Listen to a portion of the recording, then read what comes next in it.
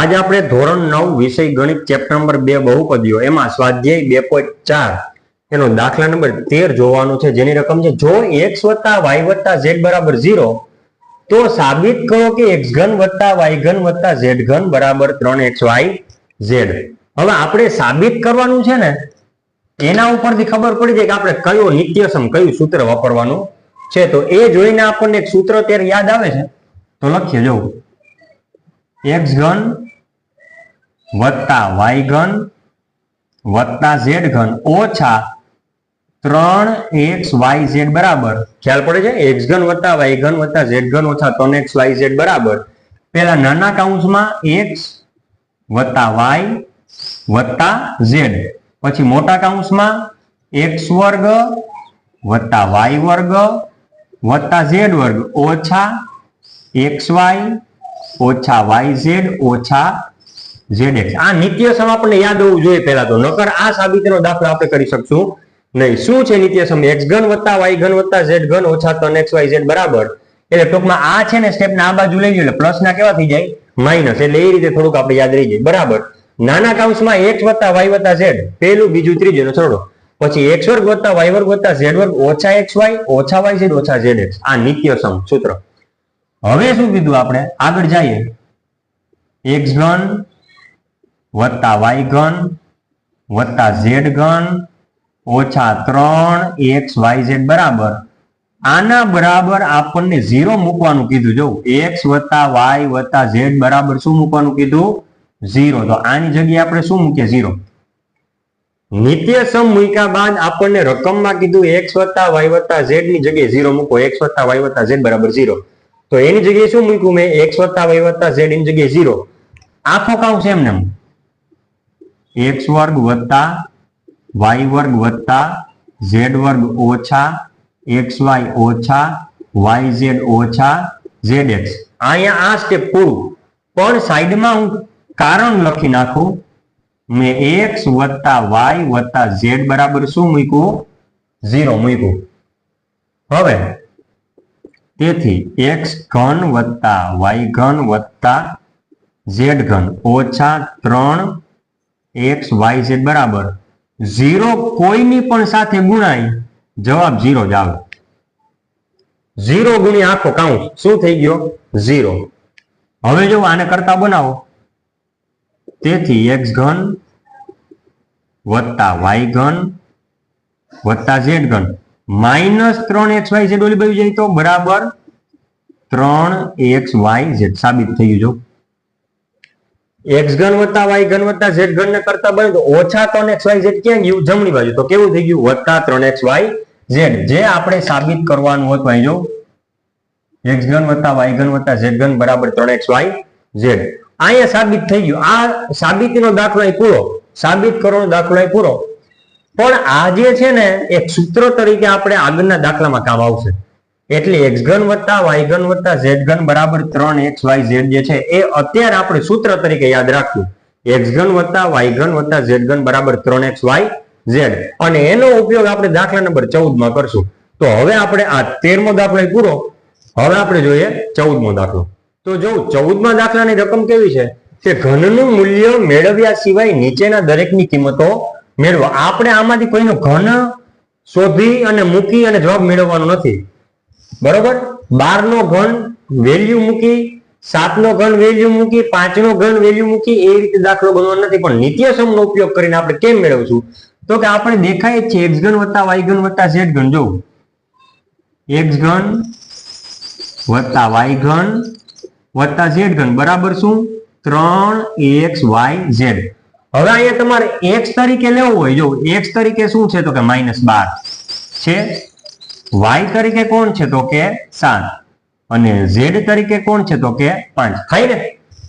x એટલે -12, y એટલે 7, z એટલે 5. હવે આ સૂત્ર પ્રમાણે આપણે જોઈએ તો જો, તેથી ઓછા 12 નો ઘન વત્તા 7 નો ઘન વત્તા 5 નો ઘન બરાબર 3 ગુણ્યા xyz. હવે x એટલે કોણ તો કે -y, સોરી -12, y એટલે 7 અને z એટલે 5. તો પેલા આ બે નો ગુણાકાર કરો. જો વત્તે ઓછે ઓછા 3 ગુણ્યા 12 12 3 36. હવે આ બે નો ગુણાકાર કરો 7 5 35 થાય. આપણે બે નો જોડીમાં ગુણાકાર કર્યો. વત્તે ઓછો ઓછા 12 3 36 વત્તે વત્તે વત્તા 7 5 35. હવે આ બે નો ગુણાકાર કરીએ જો તો ઓછે વત્તે ઓછા 36 ગુણ્યા 35 જો 36 ગુણ્યા 35 પેલા 0 3 6 18 નો આંકડો જો બે આંકડાથી 0 3 6 18 નો આંકડો વધી પડી 3 3 9 ને 1 10. ચાલો હજી પ્લસ 5 36 એનું 0 3 5 3 15 ને 3 18 એટલે 0 હતા 0 0 8 ને 8 16 નો છોકરો વધી પડી 1 ને 1 2 ને અહીંયા 1 1260 1260. આનો જવાબ શું આવશે 1260. હવે તેવી જ રીતે અહીંયા x બરાબર શું થાય તો કે x બરાબર 28, y બરાબર શું થાય તો કે -15 અને z બરાબર શું થાય તો કે -13. હવે આ સૂત્ર મુજબ જોવા જઈએ તો પેલા રકમ લખીએ જો 28 એનો ઘન વત્તા ઓછા 15 એનો ઘન વત્તા ઓછા 13 એનો ઘન બરાબર 3 ગુણ્યા xyz 3 ગુણ્યા xyz એટલે 3 ગુણ્યા ax ગુણ્યા y ગુણ્યા z. અહીં કેમ હતું 3 ગુણ્યા x ગુણ્યા y ગુણ્યા z એમ 3 ગુણ્યા x ગુણ્યા y ગુણ્યા z એટલે x એટલે કેટલા તો કે 28 ગુણ્યા y એટલે ઓછા 15 ગુણ્યા z એટલે ઓછા 13. આ પેલાનો ગુણાકાર છે. હવે શું થાય તો કે પેલા આ બે નો ગુણાકાર કરો વત્તે વત્તે વત્તા 28 ગુણ્યા 3 28 ગુણ્યા 3 3 8 24 24 નો ચોગડો વધી પડી 2 3 2 6 6 ને 2 8 એટલે શું થાય 84 થાય. હવે આ બે નો ગુણાકાર કરો ઓછે ઓછે વત્તા એટલે જવાબ વત્તામાં આવશે 15 ગુણ્યા 13 15 ગુણ્યા 13 પેલા 0 15 1 15 એટલે 1 5 5 1 1 1 3 5 15 નો પાછળ વધી પડી 1 3 1 3 ને 1 4 બરોબર 0 વત્તા 5 5 5 ને 4 9 1 વત્તા 0 એટલે 195 કેટલા થશે 195 બરાબર. હવે આ બે નો ગુણાકાર વત્તે વત્તે વત્તા જવાબ કેમ આવશે વત્તામાં 195 ગુણ્યા 84 તો અહીં કરો જો 195 ગુણ્યા 84 પેલા 0 આવશે 8 5 40 40 નું શૂન્ય વધી પડી 4 8 9 72 8 9 72 ને 4 76 નો છગડો વધી 7 8 1 8 ને 7 15 વત્તા 4 5 20 નું શૂન્ય વધી પડી 2 4 9 36 ને 32 નો 8 વધી 3 4 1 4 ને 3 7 અહીં કાંઈ નથી એટલે 0 0 વત્તા 0 એટલે 0 0 વત્તા 8 એટલે 8 6 ને 7 13 નો તગડો વધી પડી 1 5 ને 1 6 અને 16 38 0 જવાબ શું આવ્યો 16 38 0 16380 એટલે આનો જવાબ આવ્યો છે 16380. આપણે એક નિત્યસમ યાદ રાખવાનું x ઘન વત્તા y ઘન વત્તા z ઘન બરાબર 3xy z એટલે 3 ગુણ્યા પેલું બીજું ત્રીજું એટલે xyz xyz. અહીંયા xyz શું છે એ પહેલા આપણે લખી લેવાના એટલે આપણે ખ્યાલ પડે આડાવડા કોઈ બીજા આંકડા ન લેવાય જાય.